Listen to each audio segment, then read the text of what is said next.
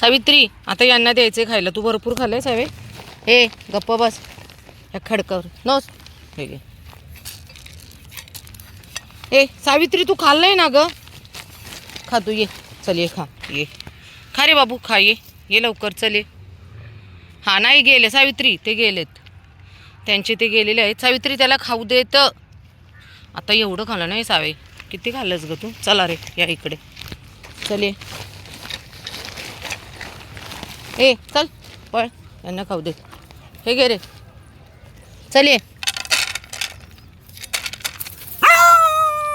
अरे वेड्या मी तुला खायला दिले. बस आता सावित्री आणि तेच खात आहे. तू बस तसंच बस. त्यांनी भरपूर खाल्ले आता तू बस तसंच. हे तिघजण तसेच राहिलेत खायचे. ह्या दोघांनी खूप खाल्ले. बस आता. तू नुसतं ओरडण्यातच पटाईत झालायस. हां सावित्री काय. हां ए इकडे. आज मी लवकरच आले. सर्वात प्रथम मला भेटला रामा. तर हे बघा माझी मीरा, राधा, राजा, ब्रूस आणि राणी. एक थोडीशी गोष्ट बोलायची होती. या इथे आहे बघा कार्यालय लग्नाचं सेट उभा केलेलं आहे. आणि आमचा कालू बघा. कालूला मी खायला नाही दिलेलं आहे त्यामुळे काळूने असं मला दाखवतो की मी आहे पण मी जाताना त्याला देणार आहे. तर इथे ना अनेक लेडीज फिरायला येतात बघा. गाडीच्या आवाजामुळे तुम्हाला आवाज येत नसेल. तर या ठिकाणी ना बघा तिथं कार्यालय आहे ना. तर राऊंड मारतात कार्यालयाला. काही महिन्यापूर्वी हे बघा आमचे कावळे दादा. काही महिन्यांपूर्वी माझी आई खूप आजारी होती. सिरियस एकदम. आणि मला दवाखान्यात डबा घेऊन जावं लागायचं दोन्ही टाईम. म्हणजे 4 वेळा माझ्या चक्रा व्हायच्या.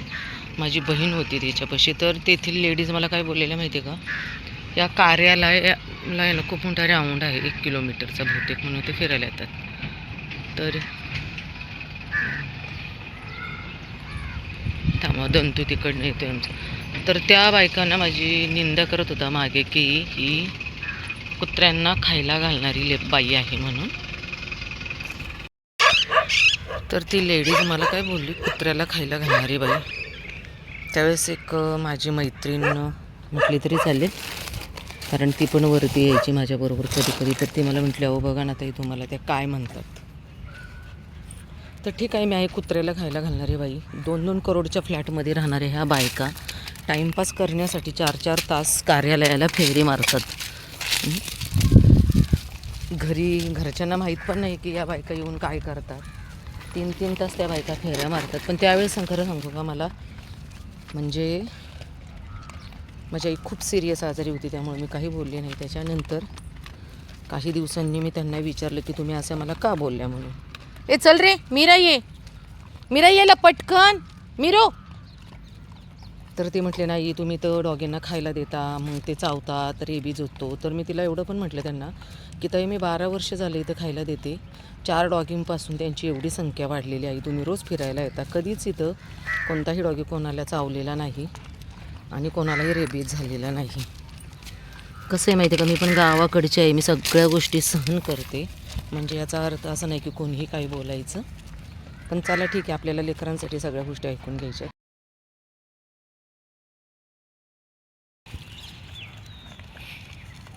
इतक्या आतुरतेने वाट पाहणारी ही लेकरं खाण्यासाठी बघा किती भूक लागली होती. या टेकड्यांवरती खरं सांगा फक्त आहे का काय ह्याला. ए बाळा पेपर खाली दुमडला आहे का हे लेकरांना काही खायला. कितीतरी लांबून टेकडीवरती चालत यावं लागतं बघा आम्हाला. म्हणजे इथे येणं काही सोपं नाही लोकांना असं वाटतं. अच्छा बघा काल टाकलेलं पाणी अजून आहे थोडंसं. एवढं लांब येणं चालत येणं खूप कठीण आहे.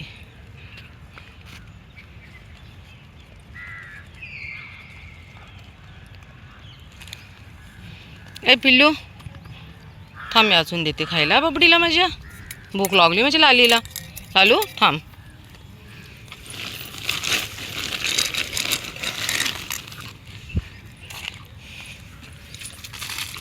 हे डॉन तू तुझं घे. चल ये लवकर. चमेली सोपं नाही हो या टेकड्यांवरती आहे ना. इकडे एवढी भीती आहे ना की अक्षरशः म्हणजे पिणारे खाणारे. इकडे बघा दारूच्या बॉटल तुम्हाला दिसतील. इकडे साईडला आम्ही एकदा गोळा करून सगळ्या टाकूनही दिल्या होत्या. खूप कठीण आहे, त्यामुळं मी आज ठरवलं नाही थोडं लवकर यायचं, कारण खूप मग अंधार होतो. म्हटलं बाकीच्यांना नंतर देता येईल. खा पटकन. इतके फास्ट खाणारे डॉगी तुम्ही पाहिले आहेत का? हे बघा, यांच्यासारखे फास्ट कोणीच खाऊ शकत नाही. शर्यत लावायला पाहिजे काय की कोण फास्ट खाते म्हणून. आणि ब्राउनी तर अक्षरशः म्हणजे ना 5 मिनिटात अर्धा किलो फूड नक्कीच खाणार.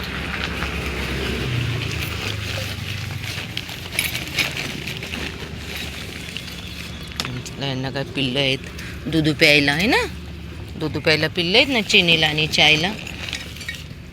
चिनी आणि ए चल सर मागे ब्राउनी. चिनी आणि चायला पिल्लं आहेत ना. बिस्किट पण देणार आहे. चाय चिनी. ए सर ब्राउनी फूड खाल्लंय ना, आता बिस्किट खायचे. चल हे घे मारीगोल्ड.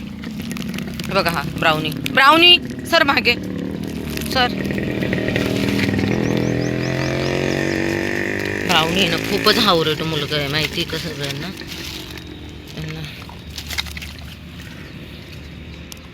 कारण यांना खाणं खूप गरजेचं आहे. यांना दोघींना पण पिल्ले आहेत.